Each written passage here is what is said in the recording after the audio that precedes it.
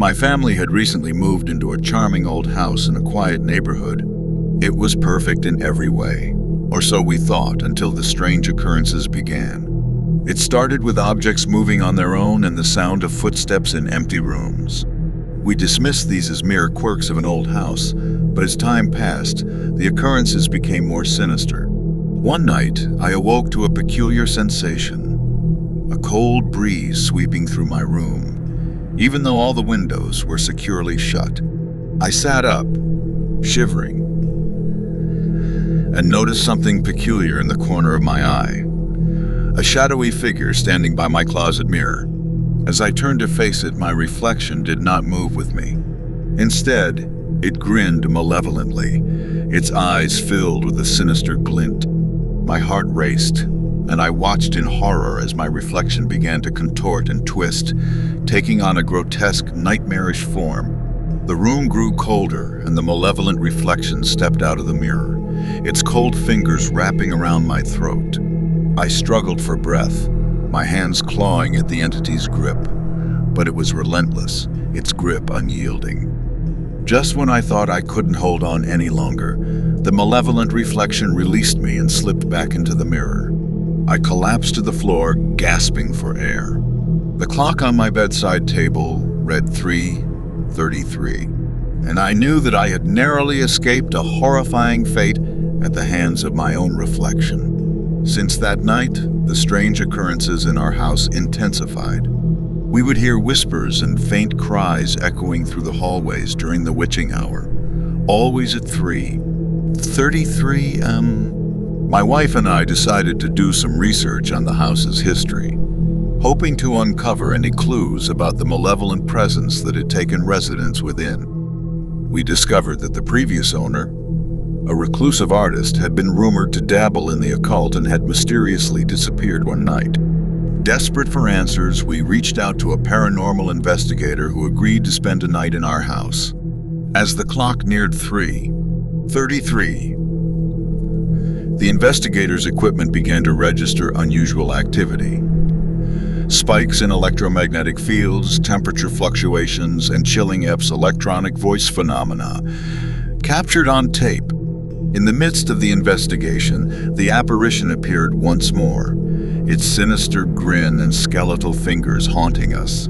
The investigator attempted to communicate with it, and the malevolent entity responded with a haunting, echoing voice that sent shivers down our spines. The investigator concluded that the malevolent presence in our home was a result of the previous owner's dark experiments with the supernatural. To rid our house of this evil, a cleansing ritual was performed, and the mirror that had been its conduit was shattered. As the shards of glass fell to the floor, the malevolent reflection let out an anguished wail and dissipated into nothingness. Since that night, our home has remained free from the haunting apparition, but the memories of that terrifying ordeal still haunt our dreams, a constant reminder of the malevolent reflection that once lurked within our own home.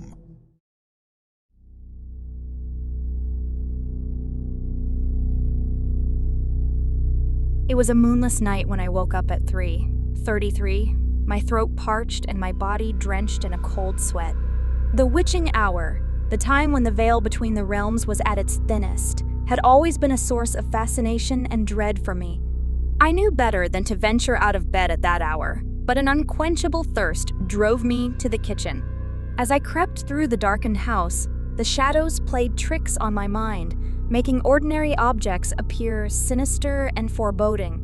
The creaking of the floorboards beneath my feet sounded like an eerie symphony, and every flicker of moonlight through the curtains felt like a watchful eye. I finally reached the kitchen, the dim light from the refrigerator casting an eerie glow. I grabbed a glass and filled it with water, the sound of the liquid pouring into the glass oddly loud in the silence. But as I took my first sip, I heard it. The faintest whisper like a breeze carrying secrets from the abyss. Setting the glass down, I turned toward the source of the sound, a shadowy figure in the corner of the kitchen. My heart hammered in my chest as I strained to make out the form. It was a shapeless, shifting mass, a darkness within darkness. A chill ran down my spine as the figure slowly took shape, its features forming like an artist's macabre masterpiece. It was a demon, an entity from the depths of the netherworld, summoned by the witching hour's unholy power. Its eyes, crimson and malevolent, locked onto mine, and its lips curled into a sinister smile that sent shivers through my very soul.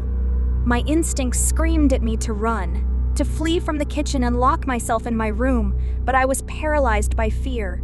The demon's voice slithered into my mind, a cacophony of whispers and screams that threatened to unhinge my sanity. "Awake at the witching hour, are we?" It hissed, its voice a grotesque distortion of sound. "You've trespassed into my domain, mortal," I stammered, my voice trembling. I didn't mean to. I just came for a drink." The demon's laughter was a haunting melody that reverberated through the room.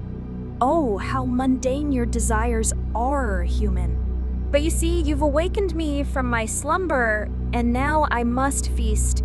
With a flick of its grotesque hand, the demon sent the kitchen utensils and dishes flying, crashing against the walls and shattering into 1,000 pieces. I watched in horror as the room transformed into a chaotic maelstrom of destruction, the demon's power unfathomable. Desperation overcame me, and I turned to flee, but the demon was faster. It materialized before me, blocking my escape with its sinister grin and crimson eyes. Its touch was ice cold, sending a paralyzing chill through my body. "You cannot escape, mortal," it hissed. "I am bound to this realm, and you have brought me forth. Your very existence is forfeit." I knew I had to fight back. With every ounce of strength I could muster, I summoned the courage to confront the demon.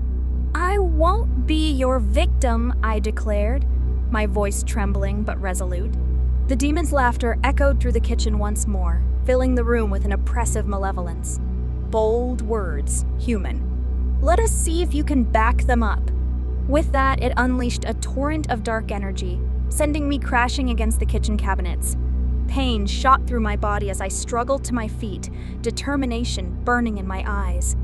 As the demon continued its assault, I reached deep within myself, tapping into a wellspring of hidden strength. I focused my willpower and chanted an incantation I had read in a dusty old book of forbidden magic, a book I had found hidden in the attic of the house when I moved in. A surge of energy coursed through me, and I directed it toward the demon. The room trembled as a blinding light enveloped the kitchen, pushing back the darkness. The demon screamed in agony, its form writhing and contorting. With a final, desperate cry, I banished the demon back to the netherworld from whence it came. The room fell silent, the chaos and destruction giving way to an eerie stillness. Exhausted and shaken, I collapsed to the floor, my heart pounding in my chest. The witching hour had tested my courage and resolve, and I had emerged victorious, but forever changed by the encounter with the malevolent entity that had sought to claim my soul.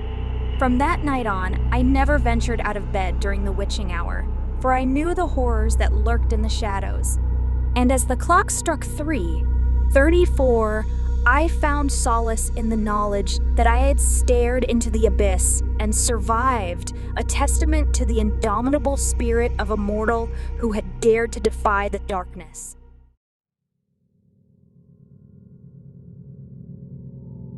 Ever since my childhood, I'd been intrigued by the stories my grandmother told about the old family farmhouse.